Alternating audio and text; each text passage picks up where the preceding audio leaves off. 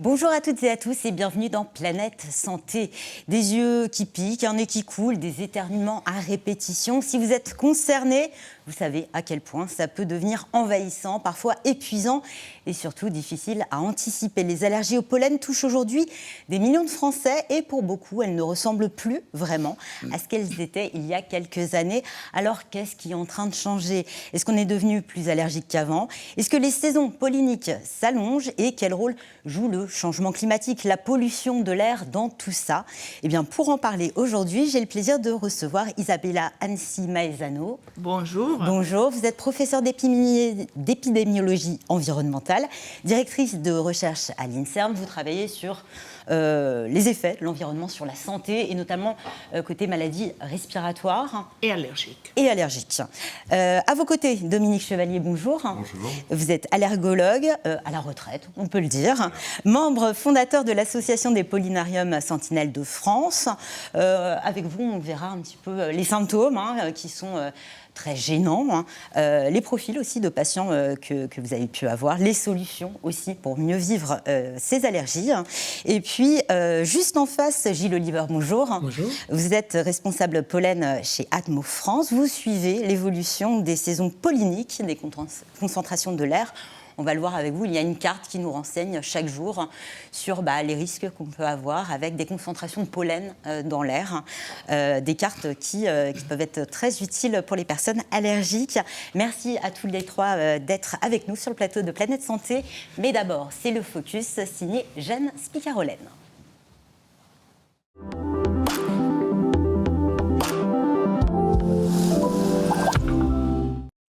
Un Français sur 3, c'est le nombre de personnes aujourd'hui touchées par les allergies au pollen et au pollen seulement. Et ça, c'est le chiffre d'aujourd'hui, parce que si on remonte aux années 60, on était 2 à 5% de la population. En 60 ans, on est donc passé de 2 à 30%. Et d'après l'OMS, d'ici 2050, 50% de la population sera allergique majoritairement au pollen, la moitié de la population française. Donc. Alors dites-nous, Jeanne, le pollen, c'est quoi exactement ?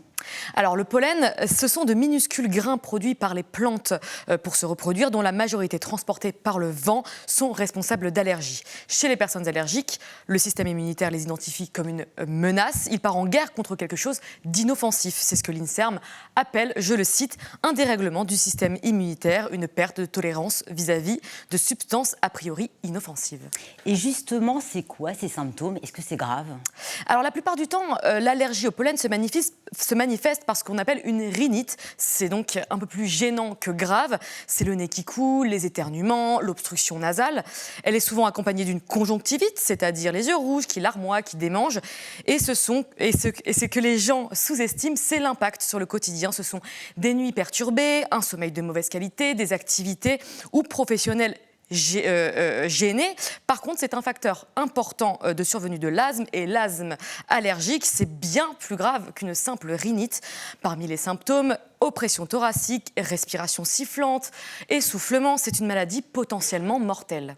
Mais dites-nous, pourquoi nous sommes de plus en plus nombreux à en souffrir? Alors, il y a deux grandes raisons. La première, c'est le réchauffement climatique. Les températures plus douces font que les plantes fleurissent plus tôt dans l'année. Résultat, la saison pollinique s'est allongée. Elle démarre maintenant en février et peut aller jusqu'en octobre. Avant, c'était quelques semaines au printemps. Maintenant, c'est presque toute l'année. Et la deuxième raison, plus méconnue, j'imagine? Oui, exactement. La deuxième raison, c'est la pollution atmosphérique. Elle transforme le pollen lui-même. Les polluants attaquent l'enveloppe extérieure des grains. Et Isabella Annecy Maezano, directrice de recherche de l'INSERM, qui est justement notre invitée aujourd'hui, l'explique très clairement dans un article que je vais citer. La pollution abîme cette enveloppe, libère des particules encore plus fines, et alors que le pollen s'arrêtait au niveau du nez, désormais les particules vont être inhalées et se déplacer jusqu'au fond des bronches. Merci beaucoup, Jeanne. Tout de suite, le débrief.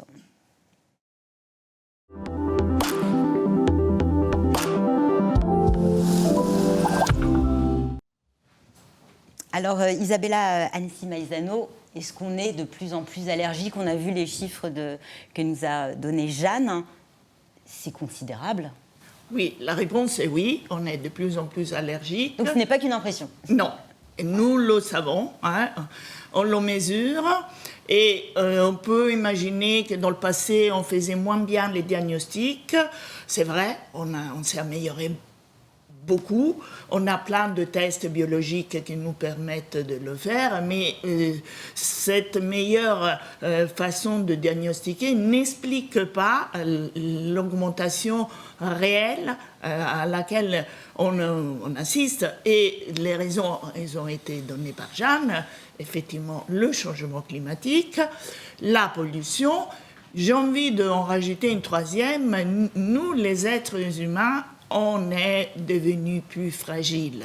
Et tout ça, c'est parce que l'environnement est devenu plus toxique au sens général du terme. C'est-à-dire, il y a beaucoup plus de produits chimiques. Il y a, pour donner un chiffre qui fait peur, l'homme, depuis 1960, a inventé 360 000 nouveaux produits. C'est documenté, il y a de la littérature qui fait la liste. Et on mesure seulement les effets aujourd'hui, d'ailleurs.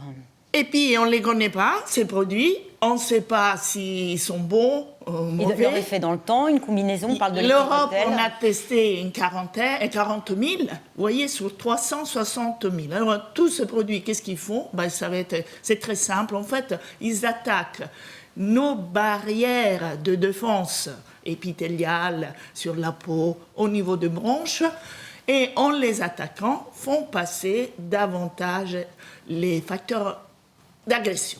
Et parmi les facteurs d'agression, on retombe sur nos pollens. Nos pollens. Voilà. Justement, Dominique Chevalier, quand on parle d'allergie au pollen, on parle de quoi exactement? Qu'est-ce qui se passe dans le corps?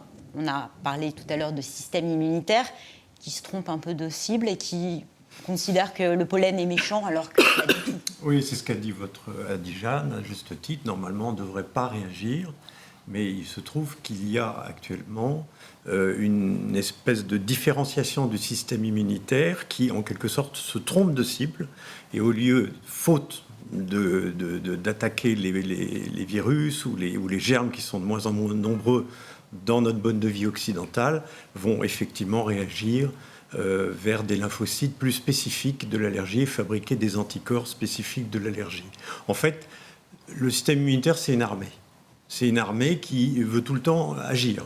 Et quand elle n'a plus rien à se mettre sous la dent, eh ben, elle va se tourner vers son environnement. Malheureusement, ça, quand on dit ça aux patients, ils comprennent très bien ce qui se passe. C'est bien, c'est la bonne image, effectivement. Oui. Je rajouterais quand même une chose qui est importante par rapport à ce qui a été dit. Il faut rajouter l'urbanisation. On a parlé effectivement de la pollution, ça c'est clair, mais l'urbanisation, à mon avis, joue un rôle énorme. Entre 1950 et 60, on a passé de 50% de gens en milieu urbain à 80% maintenant. Et donc cette urbanisation a joué un rôle extrêmement important, et c'est, en termes de prévalence, effectivement, la maladie, on la voit beaucoup plus développée chez les urbains, un peu moins chez les périurbains, et nettement moins chez les gens ruraux. Voilà, donc ça, c'est l'urbanisation, est certainement et le mode de vie. important. Pardon. Et le mode de vie, et le mode de vie, c'est-à-dire aussi manger moins bien, moins de produits frais, et tout ça. Donc, voilà. Donc, on ne néglige pas l'impact de l'alimentation, sujet qui me tient à cœur. Une question qu'on se pose tous, certains sont allergiques, d'autres pas. Comment on l'explique? Une question compliquée. C'est plutôt... Il y a un terrain génétique. Alors, pour répondre la réponse facile, c'est que les allergies sont le résultat de la rencontre entre un terrain génétique. En général, on le voit en clinique par le fait qu'il y a dans la famille d'autres allergiques. Donc, il y a des gènes de l'allergie. Et pour donner un exemple, quand on a deux parents allergiques, les données de la littérature disent que la probabilité que l'enfant devienne allergique est jusqu'à 75%. Vous voyez. Alors, ce qui est étrange, c'est que ce n'est pas la même allergie des parents. Ça peut être une autre forme d'allergie, mais en tout cas, il y a ce terrain génétique et qui est sollicité plus ou moins en fonction des facteurs environnementaux qu'on rencontre. Donc, c'est pour ça, j'ai fait toujours cet exemple, des gens qui ont travaillé en Île-de-France toute leur vie, qui partent à la retraite, décident d'aller la passer dans le sud de la France, et tout Bonne idée, a priori. Oui, soleil et tout. Et puis, ils deviennent allergiques. Et ils n'étaient pas allergiques quand ils étaient en Île-de-France. Et pourquoi? Ils avaient le terrain génétique, mais ils n'avaient jamais rencontré on l'appelle l'allergène, disons le pollen, dans ce cas-là, qui pouvait mettre en mouvement ce terrain génétique. Et en allant d'au-dessus, voilà, cyprès, ambroisie, ça dépend des pollens, et c'est ça qui, tout d'un coup, des gens 60 ans qui déclenchent une allergie, et souvent grave aussi, c'est-à-dire avec pas mal de problèmes. Donc voilà, on n'est pas tous égaux face au pollen, parce qu'il y a quand même un terrain génétique, même si tout ce qu'on observe, c'est mon travail, est dû vraiment à l'environnement qui est devenu plus toxique. Et Isabella, vous parliez du changement climatique. Quel rôle il joue exactement? Là, on parle du réchauffement climatique. Oui, bon, on a vu, et ça, j'invite aussi mon collègue à en parler, le fait que les plantes pollinisent selon certaines caractéristiques climatiques, et le réchauffement fait que, là, il y a vraiment beaucoup de données. On a de la chance. Les botanistes ont des données sur les pollens, notamment au Royaume-Uni, qui sont fabuleuses, et qui permettent de remonter dans le temps. Et ce qu'on a vu, c'est que les saisons polliniques ont été anticipées, que parfois de 2 semaines, 1 semaine, qu'il y a eu aussi parfois prolongé. Et donc, le pauvre malade, notre patient... subit des symptômes. Et puis, il ne s'attend pas. Le nez commence et dit... pourquoi ai-je la grippe? Pourquoi ai-je le rhume?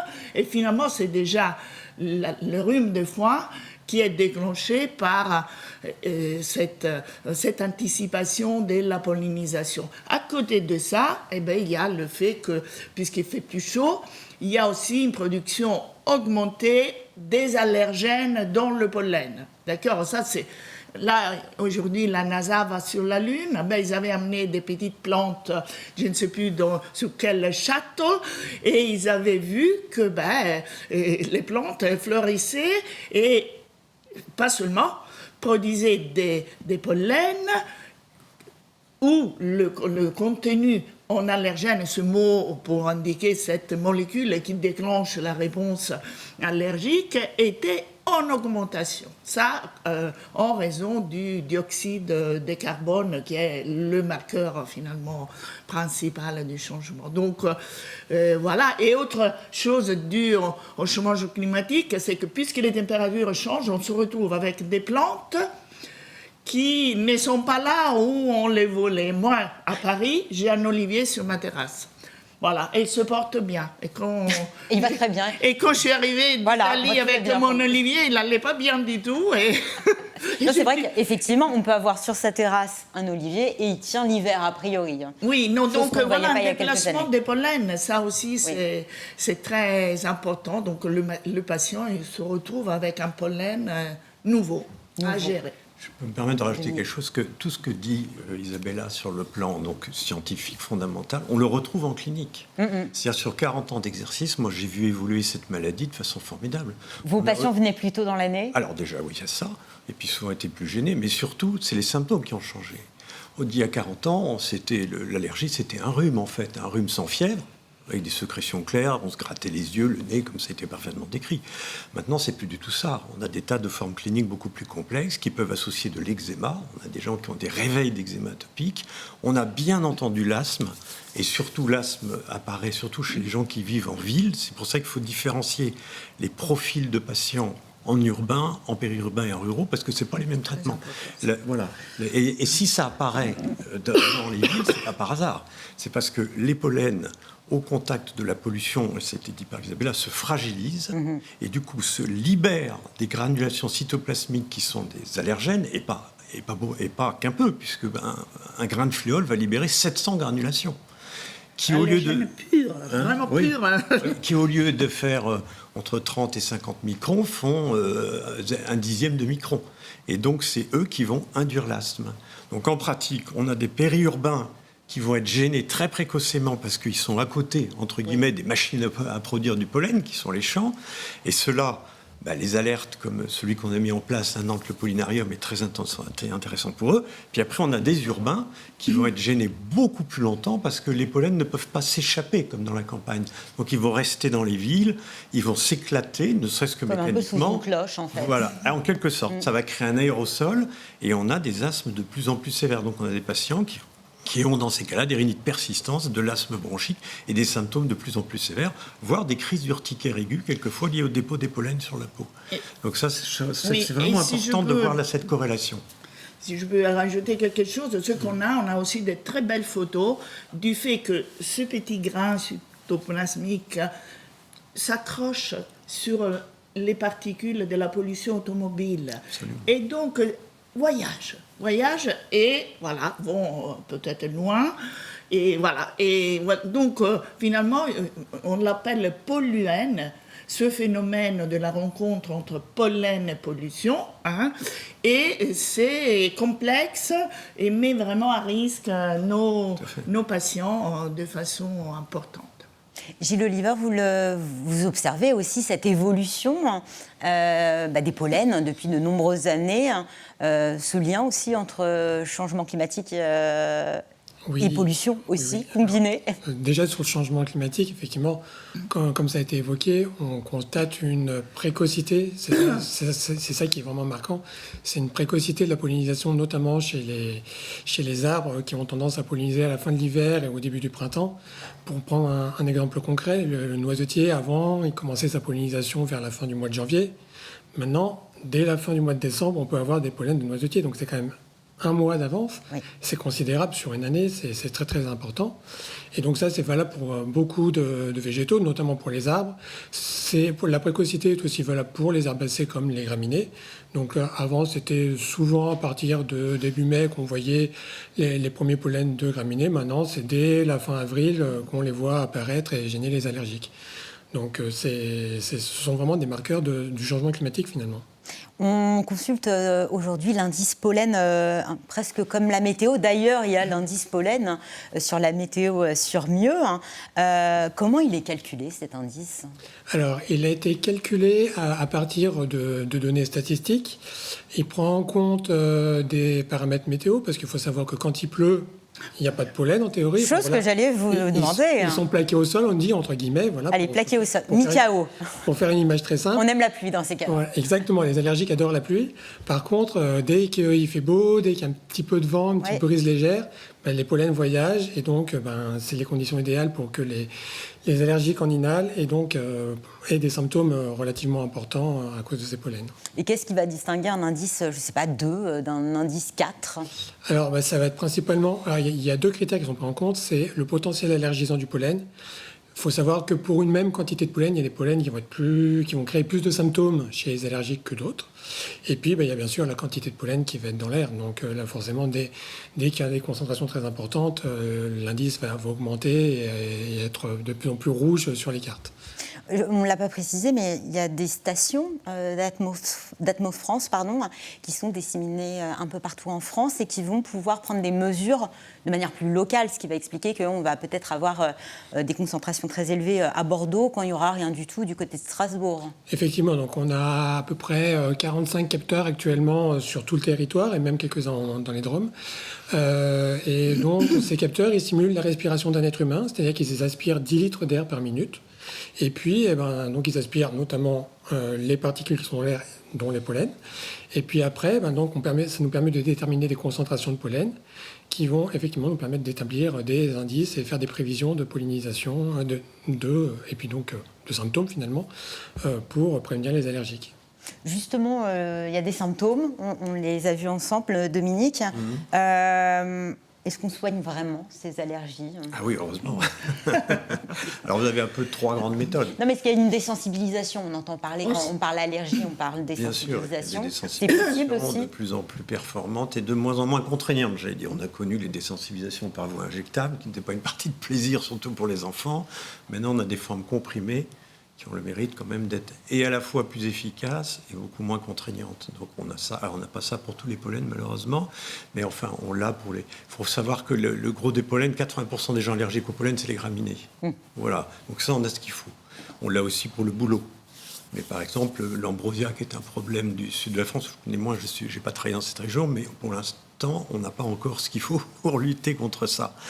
Mais la désensibilisation, c'est le troisième traitement, c'est le traitement préventif qu'on va démarrer à l'automne. Alors, quand on est en pleine saison, la première chose à faire, c'est de prendre, c'est ce que vous disiez en introduction, les mesures nécessaires pour éviter de croiser. Alors, c'est difficile de pas croiser. Alors, quelles mesures, justement? Comment on ne croise pas rester enfermé chez soi et ne pas ouvrir les fenêtres? Quand on est allergique au chat, on change de trottoir, mais quand on est au pollen, on voit pas les pollens arriver. Et puis, ils sont nombreux. Alors, la seule solution, c'est... déjà, les patients se connaissent très bien, ils savent très bien qu'ils ne vont pas sortir quand il y a du vent, qu'il fait chaud, quand l'indice de pollen est élevé. Ils vont déjà faire attention, ils ne vont pas sortir aux heures chaudes, ils ne vont pas aérer aux heures chaudes. Ils vont aussi se rincer les cheveux le soir, j'insiste beaucoup là-dessus, parce que les cheveux sont vraiment des vecteurs de pollen. On avait fait une étude à Nantes, on retrouve des pollens sur les vêtements, dans les poches, partout. Ils viennent absolument partout. Partout, ils se collent partout. Hein. Et puis, il faut aussi... Pour la même raison, qu'est-ce qui est en contact? Les pollens, c'est toutes les muqueuses, donc il faut se laver les yeux, se laver le nez. J'allais dire, sur des préventions plus larges, il faut être en capacité de mettre dans son jardin des espèces non allergisantes, parce qu'il y en a qui sont allergisantes, d'autres qui n'osent pas. Oui, mais il y a des livres très bien faits sur ces sujets, qui expliquent très bien ce qu'il faut planter, ce qu'il ne faut pas planter, donc ça c'est un point important. Et puis après, il y a le deuxième volet, c'est les traitements symptomatiques. Et là, j'insiste sur une chose, les traitements doivent être pris le plus tôt possible. Ça, c'est très important. Vous parliez de symptômes de plus en plus, on va dire, violents, mais aussi de plus en plus importants, c'est-à-dire qu'il y en a de plus en plus. On va traiter symptôme par symptôme, ou on peut espérer avoir un traitement qui un peu combiné, qui puisse attaquer... Il y a les deux. Il y a les traitements médicamenteux qu'on appelle antihistaminiques ou anti-inflammatoires.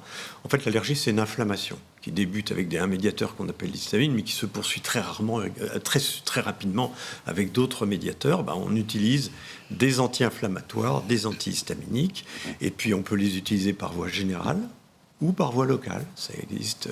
Et au niveau des bronches, on utilise des anti-inflammatoires bronchiques et des bronchodilatateurs, ce qui ne change pas tellement du traitement de l'asthme, qu'il soit saisonnier ou non saisonnier. Je rajoute aussi une chose que Isabelle a dit d'ailleurs, mais c'est vrai, ce qui moi m'a frappé, c'est l'âge. C'est-à-dire qu'on est passé de genre de patients qui commençaient à avoir ça vers 6, 8 ans, 10 ans, et maintenant on a des très jeunes enfants qui ont ça, quelquefois 3-4 ans, qui arrivent avec des yeux complètement éclatés, ce qu'on appelle le chémosis, très impressionnant pour les parents. On les met dehors, ils se retrouvent avec des yeux, et ils se précipitent aux urgences, ils sont affolés. Et je comprends, c'est impressionnant qu'en fait une conjonctivite bulbaire très, très aiguë. Et puis, chez les gens très âgés, je peux dire que chaque année, j'ai au minimum 15 cas de nouveaux patients qui n'avaient jamais eu aucune allergie. Et ça, c'est un sujet d'inquiétude. Parce que c'est là qu'on rejoint ce que vous disiez tout à l'heure. On peut imaginer que plus ou moins tout le monde, s'il y a une pression allergénique forte, peut être atteint.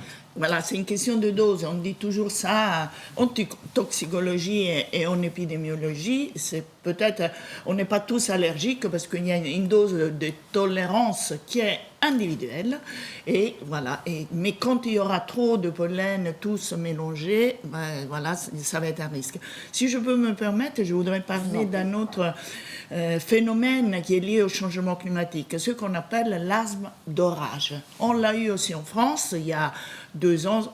C'est le même mécanisme dont on a parlé. Ce pollen, quand il y a l'orage, avant qu'il pleuve, parce que là, s'il y a l'eau, il n'y a plus de pollen. En fait, il monte dans l'atmosphère, parce qu'il y a du vent, souvent, rencontre les nuages là-haut, qui sont humides, s'ouvrent, redescendent, et là, il y a des phénomènes d'asthme chez des gens qui sont rhinitiques a priori. En Australie, malheureusement, il y a eu, pour un épisode d'un orage terrible, à Melbourne, 9000 cas d'asthme aux urgences de l'hôpital qui n'ont pas été gérés, comme on peut bien imaginer. Vous imaginez, 9000 personnes se présentent et 10 décès. Parce que malheureusement, on n'a pas pu faire une prise en charge. Et voilà un autre phénomène. Une saturation. Bah oui, saturation du système. Et en Île-de-France, il y a eu un peu la même chose. Ça a été bien géré, il n'y a pas eu de morts. Mais c'est vrai qu'il y avait quand même une peur qu'on n'arrive pas à gérer les choses. Et là, j'ai souvenir, parce que j'avais été interviewée, que les médecins me disaient, mais ce qui est étrange, c'est que cette fois-ci, on a des asthmatiques a priori contrôlés, donc leur asthme est contrôlé parce qu'ils prennent les médicaments, mais justement, et on revient à l'idée de la dose, il y a eu tellement de pollen que quelque chose s'est produit en excès. Voilà. J'ai une autre question pour vous, vous allez pouvoir rebondir, Gilles Oliver. On parle de plus en plus de végétalisation des villes. Ah oui. Est-ce que ça a un impact aussi sur les concentrations polliniques dans les grandes agglomérations? Je vais répondre vite comme ça, après mon collègue peut parler. S'il y a des monocultures d'un arbre ou d'un végétal qui est allergisant, comme on dit, eh bien, évidemment, il y a un problème. Et à Lyon, vous avez un parc où il n'y a que des bouleaux, n'est-ce pas? Et ça, c'est pas bon pour les riverains. Faut pas y aller. Tout d'un coup, ils se sont retrouvés avec un excès de pollen et donc de crise. Et je te donne la parole.